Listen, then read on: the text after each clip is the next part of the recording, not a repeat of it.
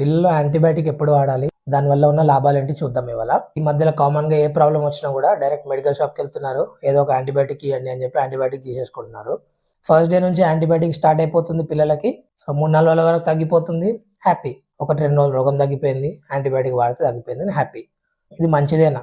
Antibiotic ఇట్లా వాడవచ్చు హ్యాపీగా. ఫస్ట్, పిల్లల కామన్గా వచ్చే దగ్గు, జ్వరము, జలుబు, మోషన్స్ ఇట్లాంటివన్నీ అసలు బ్యాక్టీరియల్ ఇన్ఫెక్షన్సే కాదు, వైరల్ ఇన్ఫెక్షన్స్. మోస్ట్ కామన్గా ఉండేటివన్నీ వైరల్ ఇన్ఫెక్షన్స్. యాంటీబయాటిక్ అనేది బ్యాక్టీరియల్ ఇన్ఫెక్షన్ పనిచేస్తుంది. అంటే మీరు వైరల్ ఇన్ఫెక్షన్కి బ్యాక్టీరియాని చంపడానికి మందిస్తున్నారు. ఏమైనా సంబంధం ఉందా? ఏమీ సంబంధం లేదు. యాంటీబయాటిక్ అనేది వైరల్ ఇన్ఫెక్షన్స్కి పనిచేయదు. మరి పిల్లలకి ఎందుకు తగ్గుతుంది యాంటీబయాటిక్ వేస్తే తొందరగా?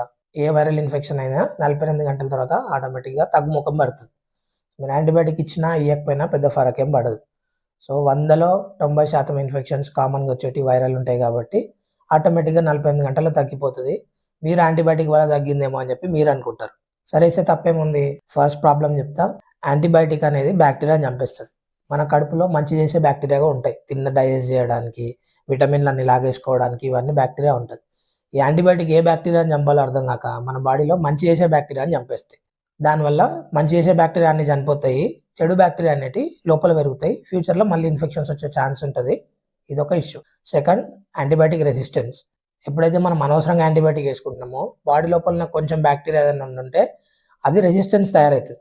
అంటే ఆ బ్యాక్టీరియా కూడా యాంటీబయాటిక్ ఊరికి వస్తుంది కదా అని చెప్పి కొత్త స్ట్రెయిన్ తయారు చేసుకుంటుంది. సో మీరు ఇచ్చే యాంటీబయాటిక్ పని చేయకుండా. అంతే కదా, మనం కూడా ఎవరైనా ఊరికే సతాయిస్తున్నారు అనుకోండి, ఏం చేస్తాం? వాళ్ళు సతాయించకుండా మాడిఫై చేసుకుంటాం మనం. సేమ్ బ్యాక్టీరియా కూడా అంతే.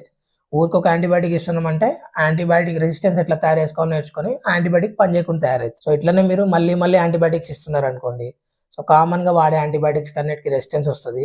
ఒక 15-20 ఏళ్ళు వచ్చేసరికి పిల్లోడికి నార్మల్గా మనం ఏ యాంటీబయాటిక్ ఇచ్చినా పని చేయదు.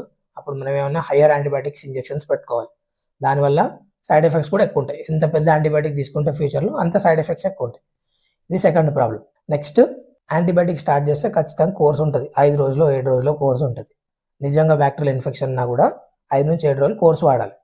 ఒకవేళ మనం 2-3 రోజులు వాడేస్తాం, తగ్గిపోయింది అని చెప్పి ఆపేస్తాం. ఆపేయడం వల్ల ఏమవుతుంది? అది మళ్ళీ సగం చచ్చిన పాము అంటారు కదా, సేమ్ అట్లే ఇన్ఫెక్షన్ అనేది సివియర్గా వస్తుంది ఈసారి. సో యాంటీబయాటిక్ వాడితే కంప్లీట్ కోర్స్ వాడాలి. ఒకసారి ప్రాక్టికల్గా మీకు ఎగ్జాంపుల్తో చెప్తా. మన దగ్గరికి మొన్న ఒక పాప వచ్చింది, 10 days అయినా దగ్గు తగ్గట్లేదు అని చెప్పి.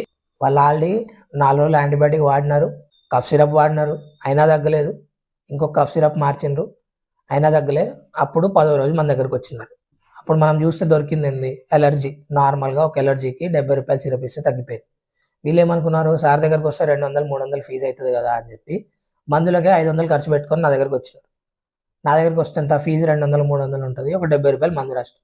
సో మీరు అనవసరంగా డాక్టర్ దగ్గరకు పోతే ఎక్కువ ఖర్చు అవుతుంది అని చెప్పి మీరు బయట అనవసరమైన ఖర్చులన్నీ పెడుతున్నారు. సరే డబ్బుల సంగతి వదిలేసినా కూడా ఇప్పుడు పిల్లలకి ఇన్ఫెక్షనే లేదు. ఇన్ఫెక్షన్ లేకున్నా కూడా యాంటీబయాటిక్ ఇచ్చినాం. ఫస్ట్ది ఆ ఎఫెక్ట్ ఎక్కడ ఉంటుంది? బాడీలో ఏం ఇన్ఫెక్షన్ లేదు కాబట్టి డైరెక్ట్ బాడీ మీద ఎఫెక్ట్ చూపిస్తుంది, సైడ్ ఎఫెక్ట్స్. సెకండ్, ఇప్పుడు ఇది వాడేసినారు, నెక్స్ట్ టైం నిజంగా దగ్గు వచ్చినప్పుడు యాంటీబయాటిక్ పనిచేయదు.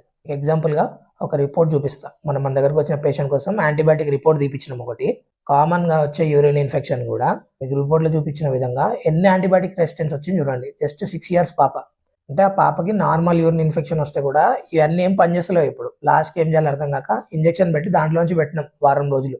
సో ఎవరికి ఇబ్బంది అవుతుంది? ఇష్టం ఉన్నట్టు యాంటీబయాటిక్స్ వాడితే మీ పిల్లలకి. మీరు చిన్నప్పటి నుంచి యాంటీబయాటిక్ వాడలేదు, అందుకే మీకు ఒక గోళీ వేసుకుని తగ్గుతుంది ఏమన్నా అయితే. ఇప్పుడు అదే మీ పిల్లలకి ఇప్పటి నుంచి యాంటీబయాటిక్స్ ఇస్తున్నారు, ఫ్యూచర్లో వాళ్ళకి ఏమైనా కూడా ఇంజెక్షన్ పెట్టుకుంటూ కూర్చోవాలి, పెద్ద యాంటీబయాటిక్స్ పెట్టుకుంటూ. ఇది అసలు కరెక్ట్ కాదు.